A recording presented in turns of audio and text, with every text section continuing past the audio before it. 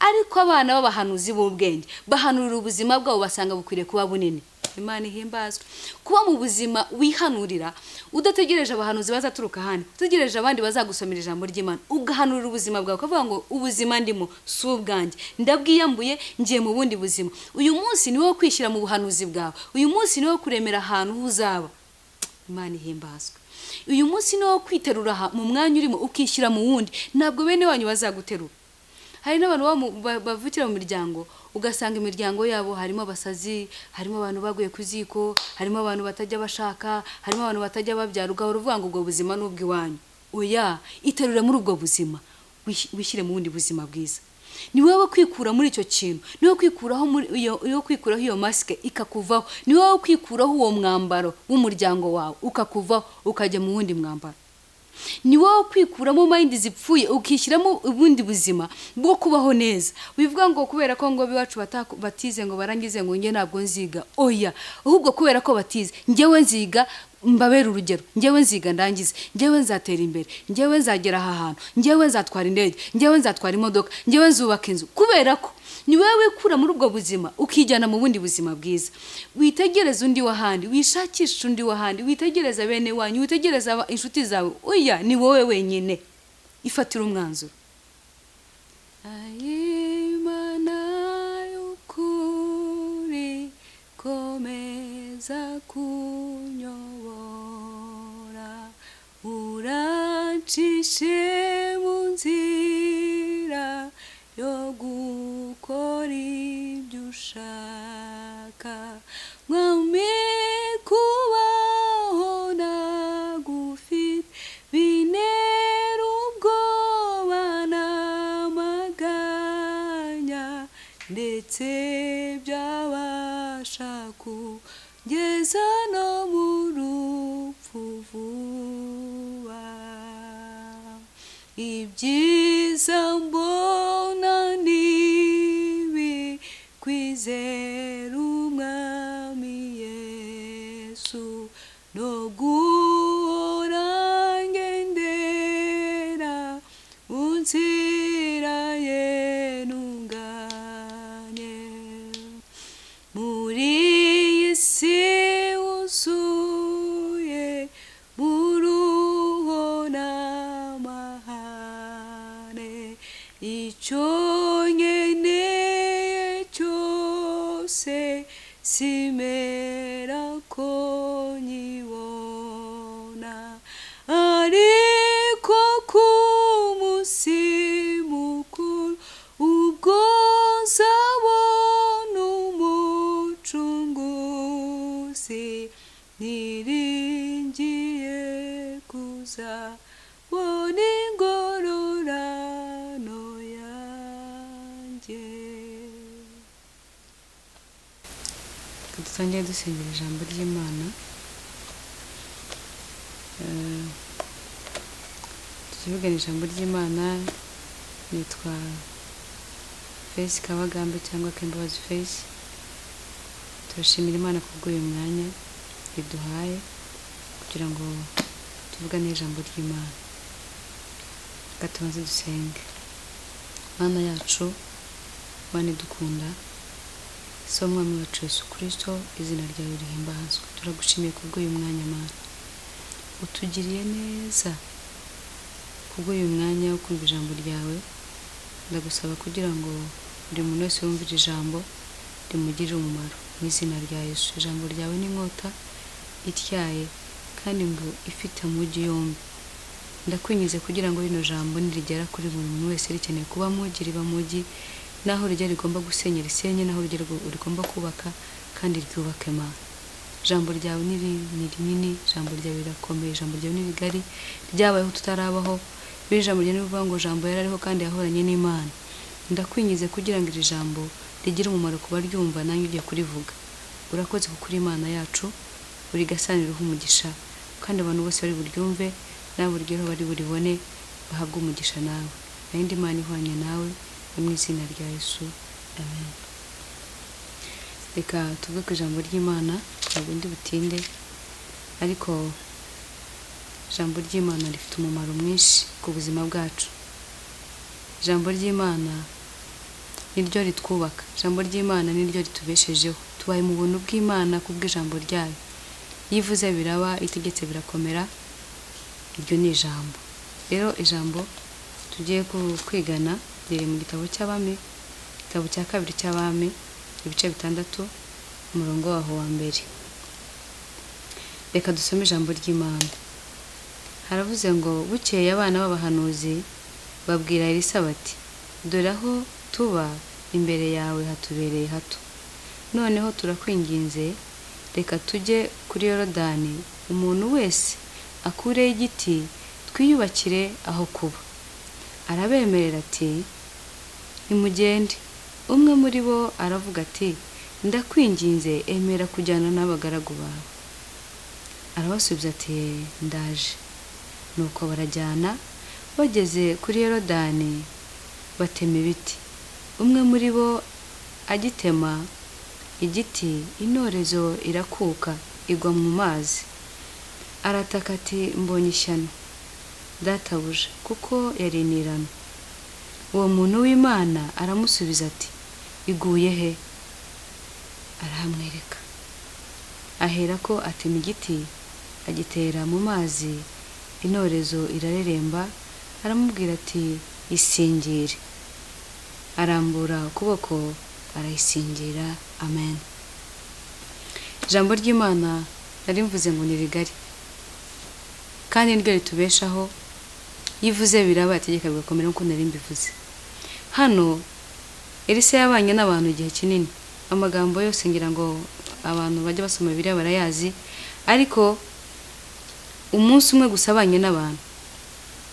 Nari nshatse kuvuga ku ijambo rivuga ngo urihe kugira ngo umenye ahandi ugomba kujya? Uri mu biki kugira ngo umenye ikindi gikenewe? Wicaye kugira ngo umenye igikurikiraho? Urihe kugira ngo umenye ikindi cyakurikiraho muri iyi minsi? Nari nshatse kuvuga ngo urihe.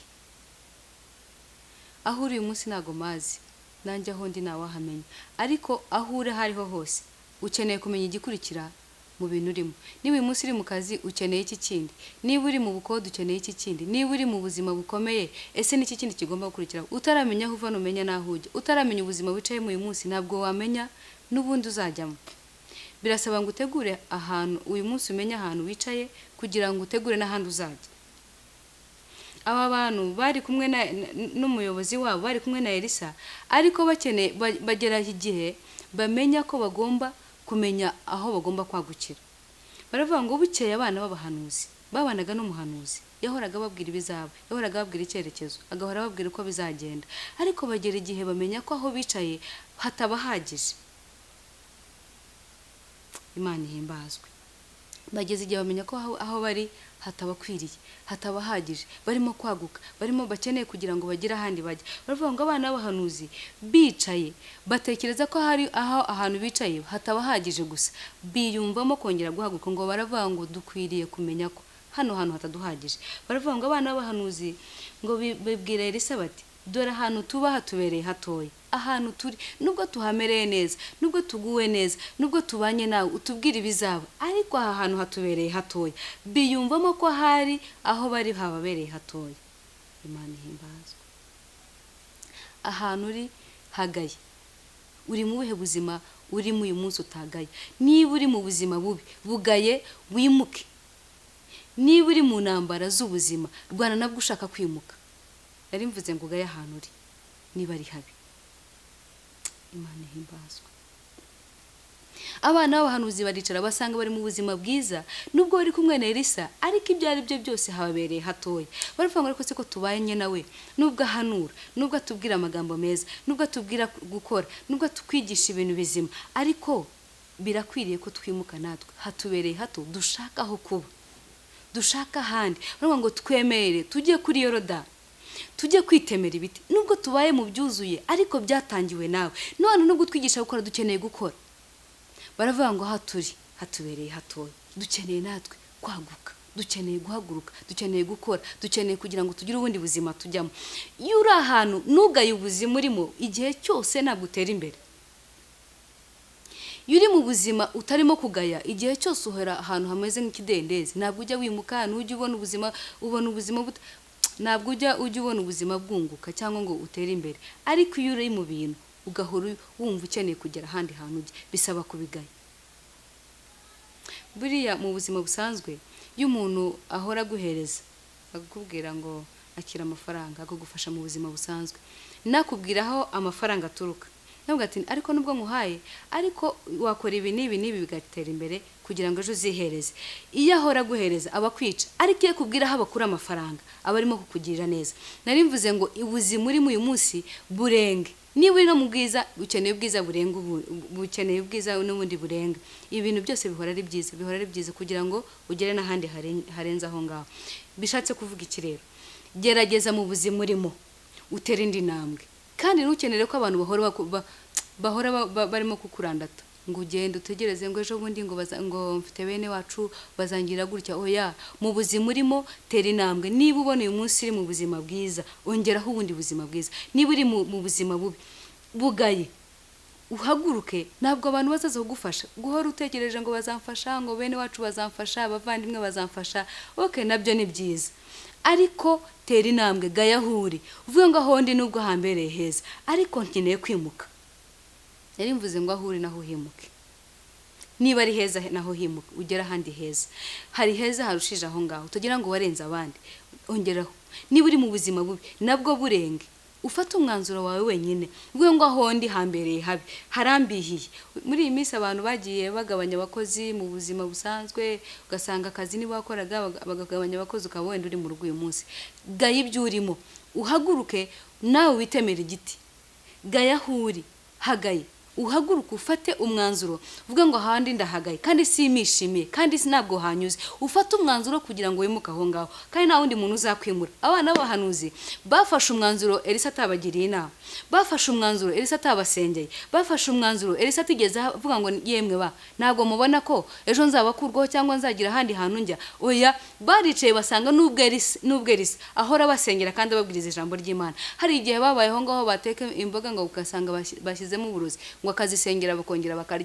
Babanye nawe ubuzima bwose barabona, ariko baravuga ngo ariko nubwo tubanye nawe biradukwiriye ko tujya hacu hagutse. Imana ihimbazwe. Baravuga ngo biradukwiriye ko tuva hano hantu. Baramubwira ngo yewe watwemere twajya kuri Yorodani tukajya gutema igiti, tukajya kubaka hacu ahantu kwatubereye hato, ahantu nubwo turimo ko ukazatubera hato. Bagira iyerekwa kurenza uko Elisa ari kubabwira amayerekwa yari kubona ako bafite. Si ukuvuga ko atari afite amagambo yo kubabwira, si ukuvuga ko atari afite kubabwira ngo nimuva ahangaha mujye n'ahandi. Yari afite n'ubuhanuzi yababwira, ariko abana b'abahanuzi b'ubwenge bahanurira ubuzima bwabo basanga bukwiriye kuba bunini. Imana ihimbazwe. Kuba mu buzima wihanurira udategereje abahanuzi bazaturuka hano, utegereje abandi bazagusomera ijambo ry'Imana, ugahanurira ubuzima bwawe ukavuga ngo ubuzima ndimo si ubwanjye, ndabwiyambuye ngiye mu bundi buzima. Uyu munsi ni wo kwishyira mu buhanuzi bwawe, uyu munsi ni wo kuremera ahantu uzaba. Imana ihimbazwe. Uyu munsi ni wo kwiterura mu mwanya urimo ukishyira mu wundi, ntabwo bene wanyu bazaguterura. Hari n'abantu bavukira mu miryango, ugasanga imiryango yabo harimo abasazi, harimo abantu baguye ku ziko, harimo abantu batajya bashaka, harimo abantu batajya babyara, ugahora uvuga ngo ubwo buzima n'ubw'iwanyu. Oya, iterure muri ubwo buzima, wishyire mu bundi buzima bwiza. Ni wowe kwikura muri icyo kintu, ni wowe kwikuraho iyo maske ikakuvaho, ni wowe kwikuraho uwo mwambaro w'umuryango wawe ukakuvaho ukajya mu wundi mwambaro. Ni wowe kwikuramo mind zipfuye ukishyiramo ubundi buzima bwo kubaho neza. Bivuga ngo kubera ko ngo biwacu batize ngo barangize ngo nge ntabwo nziga. Oya, ahubwo kubera ko batize ngewe nziga mbabera urugero, ngewe nziga ndangize, ngewe nzatera imbere, ngewe nzagera aha hantu, ngewe nzatwara indege, ngewe nzatwara imodoka, ngewe nzubaka inzu. Kubera ko ni wowe kura muri ubwo buzima ukijyana mu bundi buzima bwiza. Witegereza undi wahandi, wishakisha undi wahandi, witegereza bene wanyu, witegereza inshuti zawe. Oya, ni wowe wenyine ifatira umwanzuro. Numara kwiterura ukagira ahandi wijyana, Imana izagushyigikira. Abana b'abahanuzi baravuga ngo ahantu turi hatubereye hato, kandi bararyamaga, kandi bararyaga, kandi bambaraga neza, ariko bitegereje baravuga ngo hano hantu kubera ubuzima twiyumvamo, kubera ukuntu twiyumva, kubera kwaguka kuturimo, kubera ibyiringiro dufite, kubera agakiza twiyumvamo, kubera imbaraga twiyumvamo, kubera ubushobozi twumva buzaza, noneho hatubereye hato, twemerere tujye kuri Yorodani. Imana ihimbazwe. Aravuga ngo twemerere tujye kuri Yorodani. Nitugera kuri Yorodani buri muntu wese aritemera igiti, buri muntu wese kwizera ko arakuzamura. Buri muntu wese ibyo yiyumvamo ko azaba arabizamura. Buri muntu wese ibyo yiyumvamo ko azatera imbere, aho yumva azagera arahazamura. Ngo arabareba aravuga ngo yewe nukuri ni mugende. Ngo bamaze kugenda, bamwe bari bateye n'ibikoresho. Zamura kwizera, kuvana iwanyu, kuvane mu nshuti, kuvane mu byurimo, maze uzamure kwizera. Bamaze kukuzamura ngo bamwe batira n'ibikoresho, ngo baragenda bigeze kuri Yorodani, ngo umwe ngo baratangira baratema, ngo umwe ngo inoreze yirakuka. Arabutaka ngo ayiwe ngo mbonye ishyano. Niyo nari ifite yari inirana. Yewe nushaka utire kwizera, nushaka ugushakisha, ushakisha uburyo bwose wakwiyegeranya, uzamura umutima ugeze ku Mana, wibwire ngo nanjye ndizeye aho abandi batageze, aho bene wacu batageze nzahagera, aho bakuru banjye batageze nzahagera, aho basaza banjye batageze nzahagera, aho umuryango wanjye utakandagiye nzahakandagira, kubera ko mfite kwizera gutandukanye n'ukwawe. Ndavuze ngo gira kwizera gutandukanye n'ukwabo ubona, gutandukanye n'abo mubana, gutandukanye n'abo muvukana, gutandukanye n'abo washatse, gutandukanye n'abo washatse mu cyangwa naho ahantu hose utandukanye naho, uzamure kwizera ubarenge. Kuko iyo uzamuye kwizera guhura n'Imana yagugambiriyeho.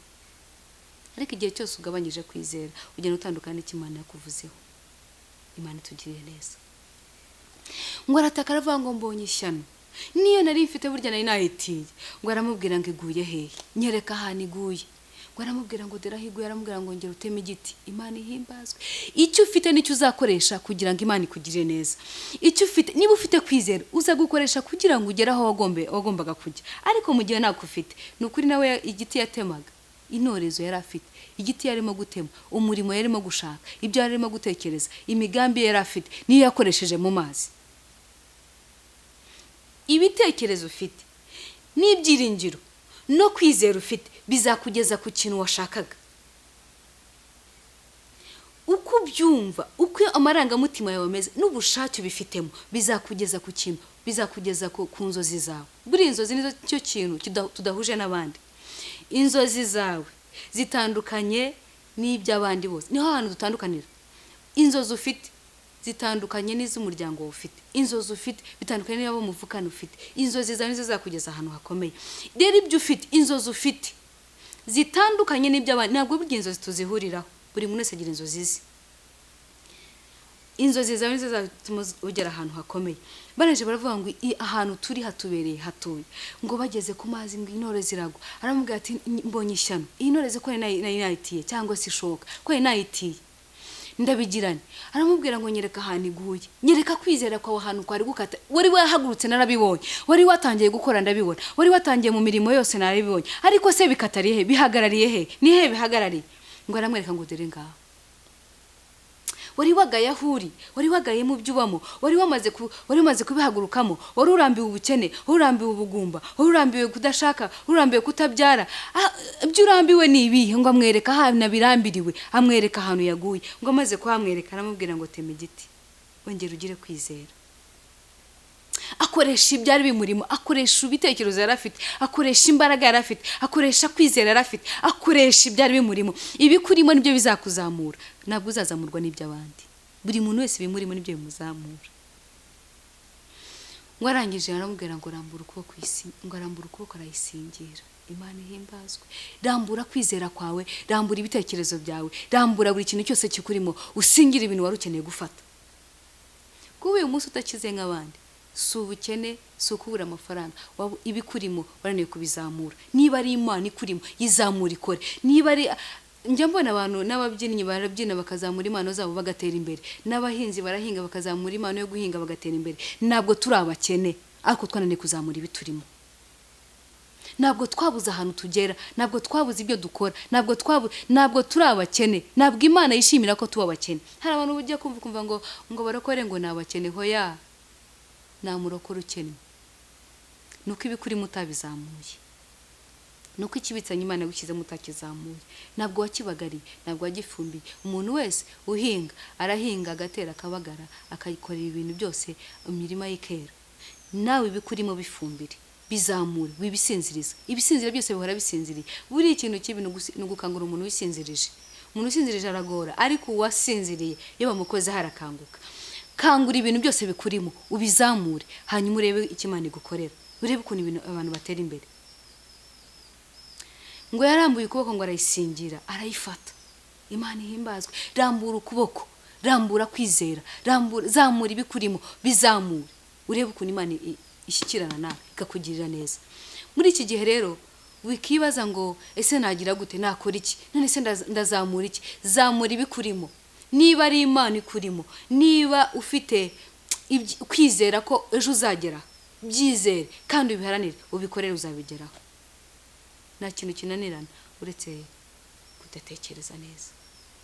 Nta kintu kinanirana, nta kintu cyakunanira. Iyo usenze ugakora, ahantu hose urahagera.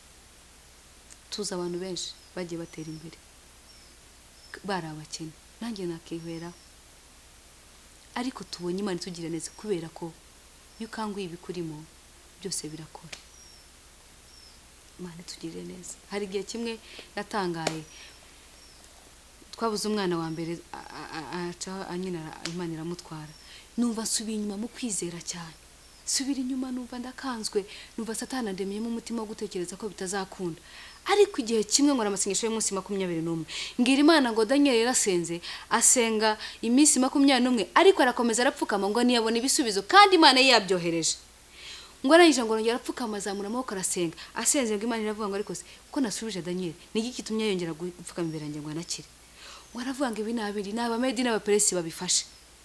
None ngo arahita abwira marayika Gabriel, atoranyemo umugabo mwiza w'intambara. Ngo aravuga ngo marayika wa Gabriel, irukanga urebe icyatumye Daniel akomeza apfukama imbere yanjye.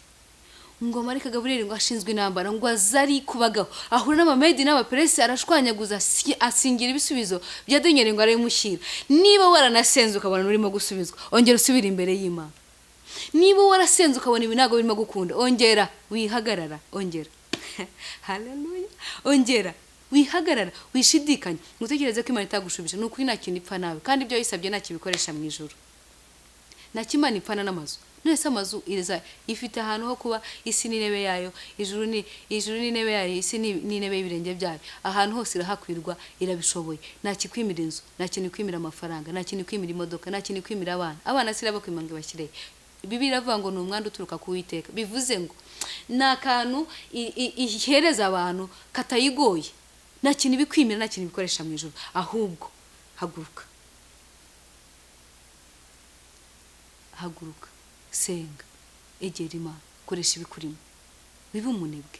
Njye naratangaye, umuntu aba umunebwe no mu bintu bidakomeye. Wibe umunebwe bimbere y'Imana nk'uko bikwiriye. Ijambo ry'Imana rero nigere tubwiye ngo, natubwira ngo aho bari hababera hatoya, bagira iyerekwa, baravuga ngo hatubereye hato. Nubwo Elisa atabitubwiye, nubwo Elisa atatumenyesheje bino bintu, ariko amaherezo nkurikije kwizera dufite, nkurikije ukuntu meze, nkurikije ukuntu numva ibitekerezo byanjye bizagera kure, nkurikije ukuntu numva nzubaka ama etage, nkurikije ukuntu numva nzatunga imodoka, nkurikije ukuntu numva ngewe nzaguka nzarenga umuryango wose nkaba umuntu ukomeye, ndabona hano hantu hambera hatoya.